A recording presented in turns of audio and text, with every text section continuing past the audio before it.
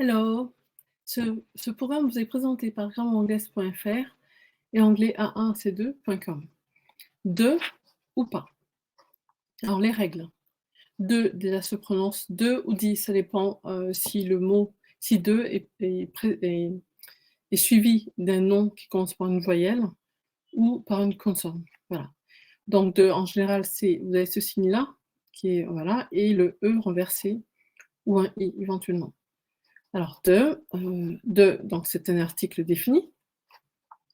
Il désigne quelque chose de précis parmi d'autres choses. Voilà. Et vous avez également l'ensemble vide, donc l'absence de de. Donc c'est un ensemble vide, il désigne une généralité. De se traduit par L', le, la, les. Et quand il n'y a pas de, on va traduire par L', le, la, les et des. Alors, je vais vous proposer des exemples, bien évidemment. Exemple de phrase. De. Il désigne donc de désigne quelque chose de précis parmi d'autres. I like the book you bought me. J'aime le livre que tu m'as acheté. Il se place devant le nom au pluriel. I like the books you bought me. J'aime les livres que tu m'as achetés. Il précède souvent of. The love of my life, l'amour de ma vie. The Queen of England, la reine d'Angleterre. The President of the USA, le président des États-Unis. Maintenant, je vais proposer des exemples sans de. Voilà. Donc, on a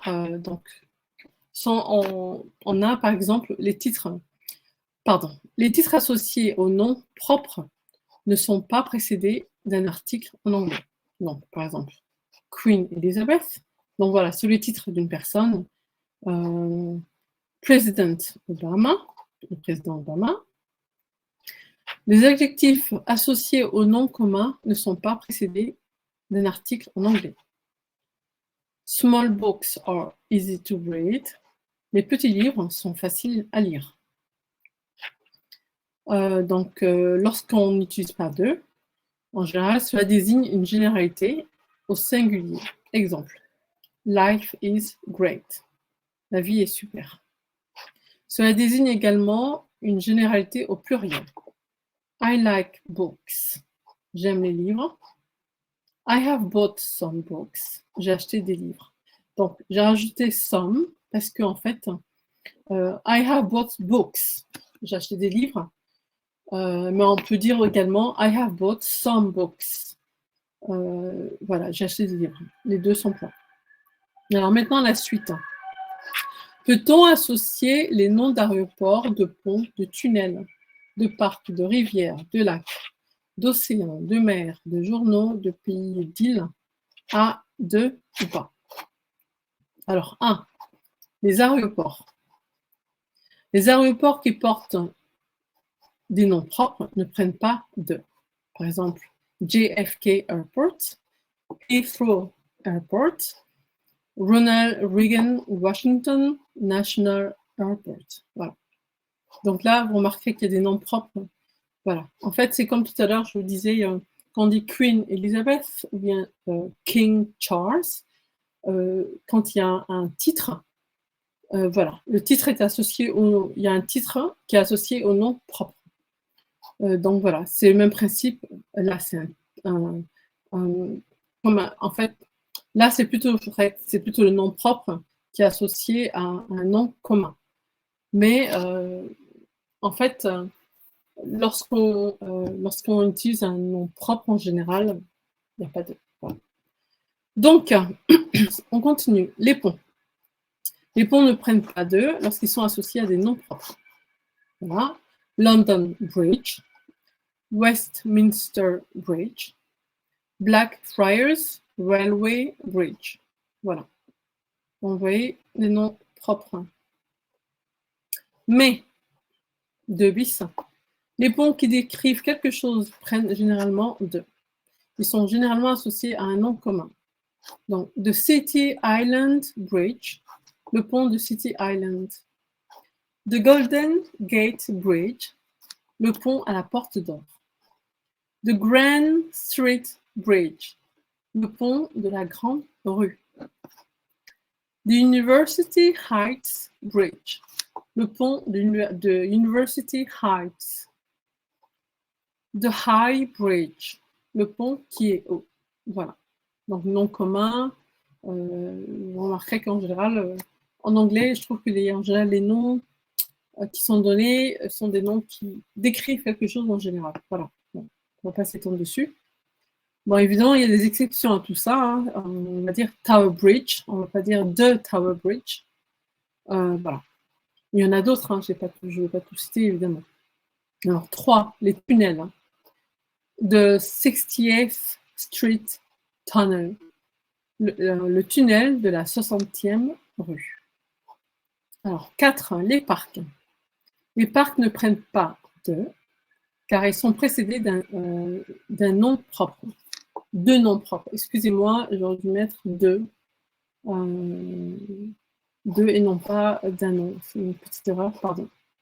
Alors, exemple, Hyde Park, Regent's Park, Richmond Park. Les lacs. Les lacs ne prennent pas d'eux, car en général, ils sont souvent associés à un nom propre. Donc, Lake Tanganyika, Lake Toba, Lake Titicaca, Lake Geneva. Alors, les rivières, 6.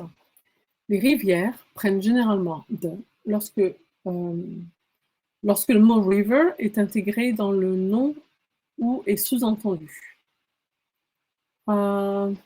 Exemple, the river Thames, the Thames, on dira aussi, mais the river Thames, the river Roding, the Longford River, the Nile. Mais quand le nom d'une rivière ne contient pas le mot river, ça donne Folly Brook, Earth Sluice. 7. Les océans. Les océans prennent de, car ils sont associés à un nom commun qui décrit l'océan. The Arctic Ocean, the Atlantic Ocean, the Indian Ocean, Pacific Ocean, the Southern Ocean. Alors, juste comme ça pour info, la petite anecdote, tous les mots, en fait, tous les mots qui sont associés aux océans ne les décrivent pas forcément. Parce que, en fait, j'ai découvert que l'océan Atlantique porte le nom d'un dieu grec, pardon, qui s'appelait Atlas, je crois. Un dieu de la mythologie grecque, pardon, qui s'appelait Atlas, pardon. Voilà. Ou alors, j'ai également découvert que l'océan Pacifique porte ce nom-là parce que Magellan aurait, lorsqu'il a traversé l'océan Pacifique, il aurait trouvé tellement calme qu'il aurait baptisé Océan Pacifique. Voilà. Voilà pour l'anecdote. On continue. Les mers. Les mers prennent de, car ils sont associés à un nom commun qui décrit la mer ou sa situation géographique. Par exemple, the Mediterranean Sea, la mer est située où? En Méditerranée. The North Sea, la mer est située où? Dans le nord de l'Europe. Voilà. The Black Sea, la mer est sombre, d'où le nom Black. Du coup, voilà. The Irish Sea, vous remarquez que là, j'ai prononcé D, parce que Irish commence par une voyelle. Le mot Irish commence par une voyelle, donc du coup, j'ai adapté la prononciation. Donc, The Irish Sea, c'est la mer qui sépare l'Irlande de la Grande-Bretagne. Alors, 9, les journaux. Les journaux anglophones prennent de, en général, The Guardian, The New York Times, The Economist. Dit de nouveau parce que Economist, ça commence par un E. Alors, une voyelle. 10, les pays. Les pays ne prennent pas de en général. Par exemple, Lebanon, Nigeria, England, Wales, Slovénia, Vietnam. ils ont une liste qui n'est pas exhaustive, évidemment. Mais B, alors B, les pays ou les régions sont précédés de 2 lorsqu'ils regroupent un ensemble d'États ou de pays. Par exemple, the United Kingdom, pardon, qui est composé de l'Angleterre, de l'Écosse, du Pays de Galles et de l'Irlande du Nord. The Caribbean Islands, composé de 13 États, qui sont des îles en même temps, et de 17 territoires. The Channel Islands, qui s'appelle en français, on dira, ce sont les îles anglo-normandes, composées de 14 îles, et qui correspondraient à 2 États. The Kingdom of Denmark, composé du Danemark, des îles Féroé et du Groenland. Voilà. Alors, les pays ou les régions sont précédés de 2 lorsqu'ils regroupent un ensemble d'États ou de provinces. Par exemple, the US, the United States of America, composé de 50 États, et the Netherlands, composé de 12 provinces, dont la Hollande. C. Lorsque le nom du pays contient Republic or Kingdom. Par exemple, the Republic of Kiribati,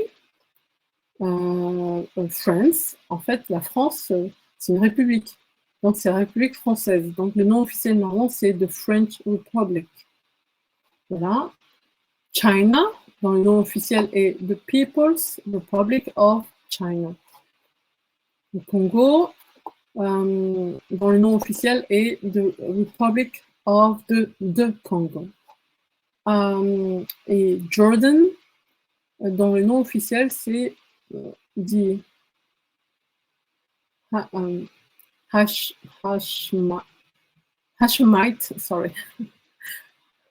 Hashemite Kingdom of Jordan.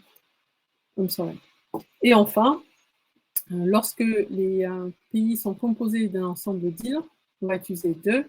Donc, par exemple, dans le cas de Philippines, composé de 700 îles, de Faroe Islands, composé de 18 îles, et de Bahamas Islands, composé de 7000 îles également, comme les Philippines. Alors, évidemment, tout ça, ce n'est pas systématique. Bien évidemment, la majorité des îles ne sont pas précédées de 2, ou le sont sans pour autant être composées de plusieurs îles. Donc voilà, je vous dis, bon, merci d'avoir suivi la vidéo. N'hésitez pas à vous abonner à notre chaîne L'Anglais expliqué en 2 minutes top chrono. Et je vous dis à très très bientôt. Merci, au revoir.